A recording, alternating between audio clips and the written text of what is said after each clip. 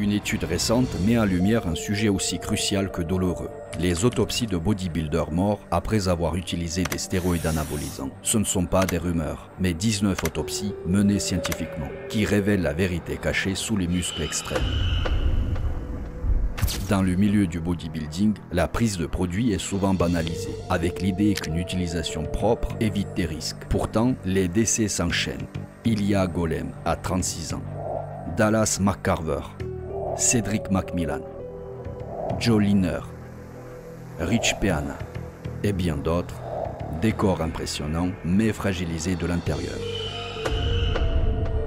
Les autopsies montrent des cœurs hypertrophiés, des artères épaisses, des foies et reins abîmés. L'usage prolongé des stéroïdes laisse des séquelles profondes, irréversibles et souvent fatales. À l'ère des réseaux sociaux qui glorifient ces physiques hors normes, ces autopsies rappellent une vérité brutale. Derrière chaque muscle survitaminé se cache parfois une bombe à retardement. Sur les 19 cas, 17 hommes et 2 femmes, âgés de 18 à 37 ans, pratiquaient tous le bodybuilding et prenaient des stéroïdes. Normalement, le muscle cardiaque pèse entre 140 et 170 grammes chez un homme adulte. Ici, certains cœurs dépassent les 500, 600, voire 900 grammes. Une cardiomégalie sévère. Même chez les femmes, le cœur pouvait plus que doubler de taille. Cette hypertrophie du cœur est due à la fois aux stéroïdes et à la masse corporelle excessive. Le cœur, à force de gonfler, devient incapable de fonctionner normalement. Et contrairement aux muscles visibles, il ne prévient jamais avant de lâcher. La cause principale des morts, des problèmes cardiovasculaires. Infarctus, thrombose, insuffisance cardiaque. Mais au-delà des produits, c'est une obsession maladive de la prise de masse qui se dessine.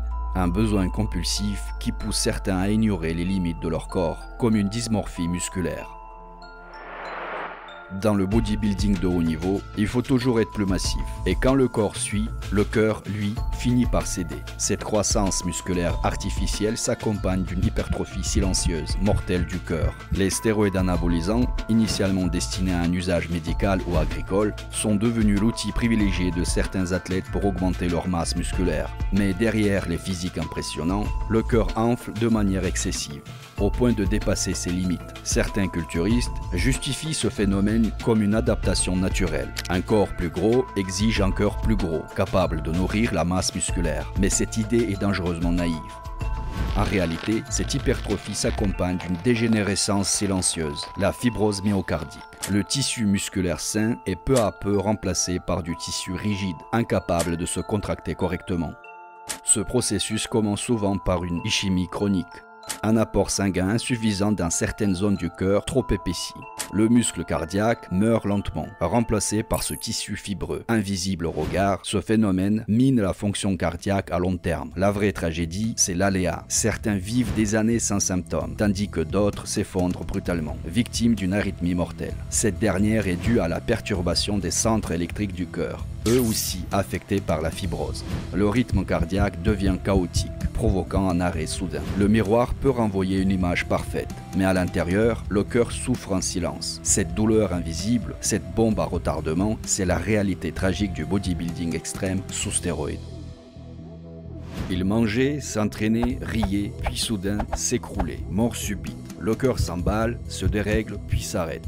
Même une réanimation échoue souvent. Pourquoi? Parce que le mal est déjà profond. Le système nerveux est en alerte permanente. Corps massif, cœur hypertrophié, rythme cardiaque élevé, même au repos, même en dormant, pas de récupération. Résultat, le cœur se fibrose, s'asphyxie. Certains meurent dans leur lit, d'autres à l'entraînement. Tous avaient un cœur trop gros, trop usé. Et ce n'est pas tout, sang épais, hématocrite élevé, coagulation altérée. Un simple stress peut suffire à déclencher un caillot. Infarctus, moins fréquent. Le vrai tueur, c'est l'arythmie. À ce niveau, ce n'est pas du sport, c'est une roulette russe. Tu peux briller ou tomber sans prévenir. Avec un poids normal, sans excès d'anabolisme, la vie aurait pu être différente. Les médecins ralentissent souvent le métabolisme cellulaire avec les médicaments, mais les bodybuilders font le contraire. Ils poussent leur corps à l'anabolisme permanent grâce aux stéroïdes. Joe Lindner est mort d'un anévrisme rompu. Ilya Golem, un autre bodybuilder, est décédé d'une arythmie fatale, après que son cœur s'est fibrosé. Un dommage irréversible, même après une perte de poids. Le constat est clair, un bodybuilder dopé et une personne sédentaire obèse partagent les mêmes risques de mortalité.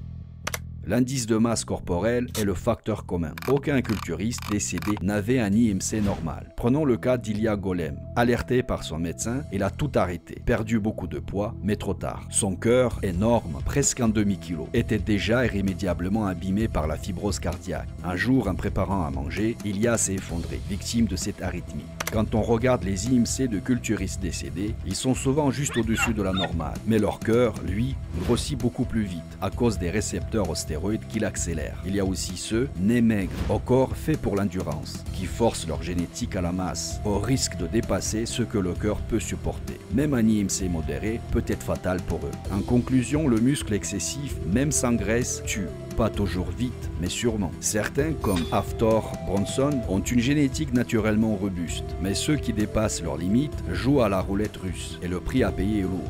Des analyses toxicologiques ont révélé une vérité crue.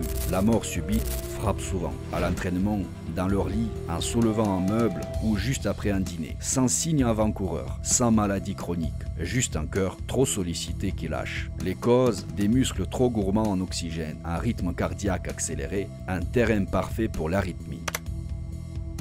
Dans leurs veines, toujours les mêmes substances. Testostérone, stanozolol, nandrolone, clenbuterol, le cocktail habituel de ceux qui veulent grossir vite, briller vite et parfois mourir vite.